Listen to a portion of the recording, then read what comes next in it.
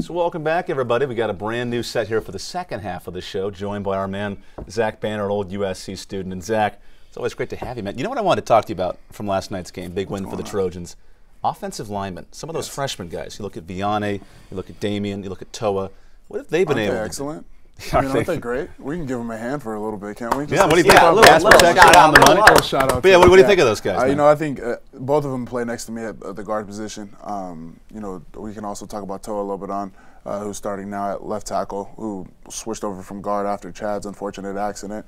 But, you know, as for Toa, Damian, and V, and also, if you think about a redshirt freshman, Khalil Rogers, that just stepped up at left guard.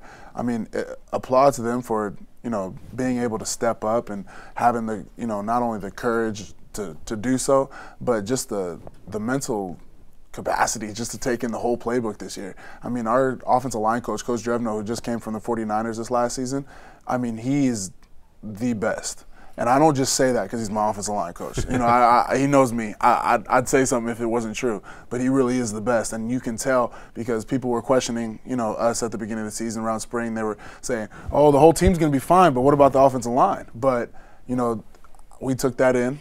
We fought back, and we're one of the best offensive lines, I think, in the country.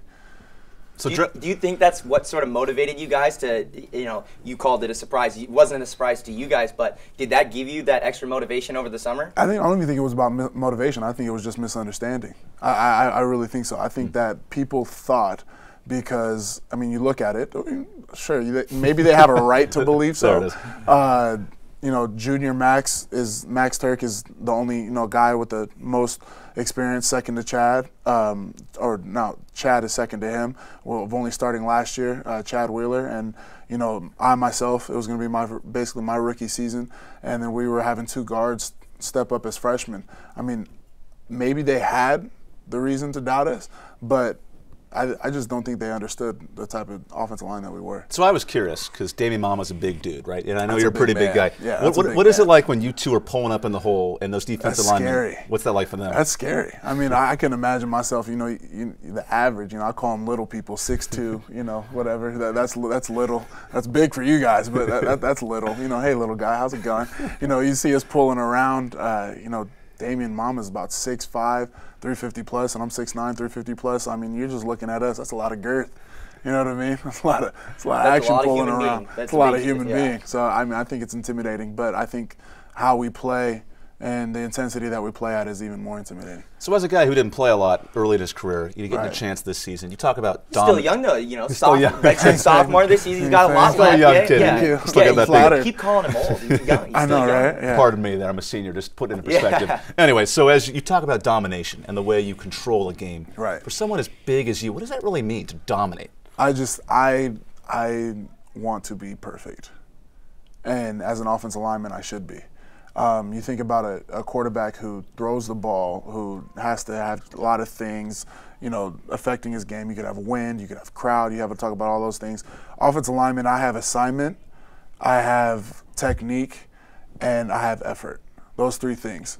And I think it's up to me to be perfect on those in every game. And when I'm not, I get really upset. I think that nobody should touch Cody. I don't think anybody should touch Buck. And I take a personal pride if I'm out in the open field, whoever has the ball, they should have a wide open lane. You know, we all know you're a big basketball guy as well. You're a former member of the basketball team. I've beaten him in one-on-one before, by the way. That's an actual proof. Well, go ahead, Hogan. Yes, okay. But, you know, I wanted to ask you, you know, if you're an NBA GM, you know, later on in life, what's your state of the Lakers right now? Man. Okay, so let's just get this straight. I'm from Seattle, Tacoma, Washington, actually, to be exact. So I'm a big, you know, I support OKC. So when it comes to the Lakers, it's kind of funny to see. And you can talk about the Thunder as well. I mean, they have their own issues. They have a lot of issues right now, but their two-star players are out, so they have reasoning. Are you worried about the playoffs?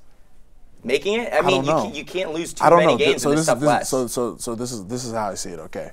Russell Westbrook hurries up and gets back. Obviously, he's going to be back before KD. That's what reports have because his injury's not as and he's come back strong when he comes back. When he comes back strong, I feel like that should be enough to help the team. Now, when they're going to need KD in full effect when it comes to by the playoffs. I don't know how much more he has. You think they could beat the Spurs though? I definitely think so. I definitely think I definitely think the team, Scott Brooks, all those guys, I think they're made to be able to beat the Spurs.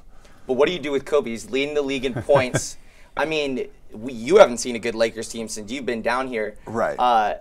It just doesn't seem like they have a plan. I think you're a smart guy. What would you want to do? I seriously think Kobe is just a you candle. Just let him ride out into the sunset? I think he's just a candle in the dark right now. I really think so. I think he's just. You like that? Yeah, I like that. That's so sad. I was right sad. on the head. It feels like a vigil I didn't even for write Kobe. that down. I don't know. But I seriously think so. I think he is just. I mean, he's killing it right now. He came back strong. It's just he doesn't have a team that can support him. So real quick, if you had like a power 5, right, of USC football players on a basketball court, besides yourself, who do you got? Besides myself, okay, I'm starting at the 5. Let's just get that straight. You can take that. Cody's got to be the point guard. Cody cannot be the point guard. Oh! Here's my 5. I take Nelson Aguilar at point. He's got that wingspan. Wow, he does not pass when I've seen him play. Okay, I'm not going to talk about that. He's never passed to me once, and I wouldn't do it either. He's a receiver, so what can you say about him? Okay, Nelson at point because Nelson could also play Division I basketball. I'm just worried about your ball movement. But go on. Okay, so we're not going to talk about that. Okay? At the guard. Maybe we can put him a at Russell 2. Westbrook type. Jalen Green, really? Freshman quarterback. He's also a great basketball player. Darius Rogers, also a good basketball player. And I think in that 4 guy, if you want, you want to get Cody out there to be the star of the week, whatever, he can do that. But I think we definitely say, Cody, get rebounds, kick out, let passes. That's your job. A Kevin Love type almost. That's Kevin Love without the scoring.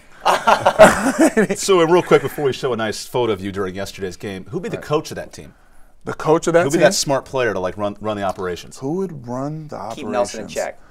Who would manage the egos? Got Cody wanting to get in there. You're the big guy, need the ball. I think if we're gonna manage egos, I think the person who manages the egos the best is actually a coach. Is Coach T. Martin. I mean, if you're the coach, if you're the coach of the receivers, I mean, how much ego checking do you have to have? I mean, how many good receivers do we actually have? We have, countless. Juju looks fantastic. Nelson's very good. Yes, Darius can get that high ball. You got also Steven. Get in there when you also got Steven Mitchell. You got Adoree who can switch from both sides. You got a lot of people, and so that's a lot of people who want the ball. And like Nelson said in his post-game interview, which I went up to him and I said, that was amazing what you said. He said anybody could have done it.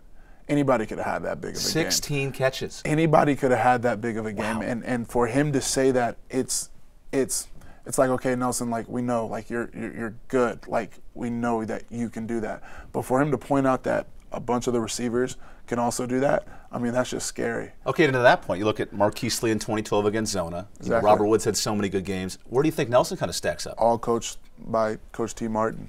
And like you said, Nelson, it's almost like a stable of horses. Is that another good one? Yeah, I like that. Am I good with these? Score one for TV right there. I need to think of these for you guys, don't I?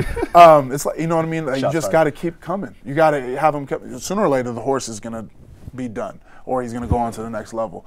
And it's amazing. It's the stable that we've put together in the past couple of years is amazing, and we have a bright future. So Zach, I want to show you this great photo bomb we got of you from yesterday. Oh God! Checking out the action of the game. Coach Sark doing an interview, and here's coming the good photo right here we got going.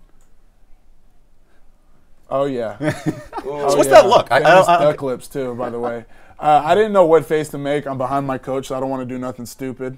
So I don't want to get in trouble. It's before the game, so if you think about it, I'm kind of in this mood where I Hulk smash. I mean, that's my motto, right? So I'm ready to just defeat the opponent, crush my enemies. No one lives. There's no survivors. Sounds like a fun locker room to me. It's a great, right? So I have my game face on.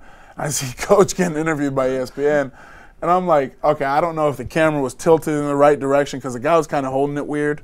Sorry, shout out to the cameraman. I went for it, and it was real quick. And then it was a walk by. It wasn't even that long of a movement.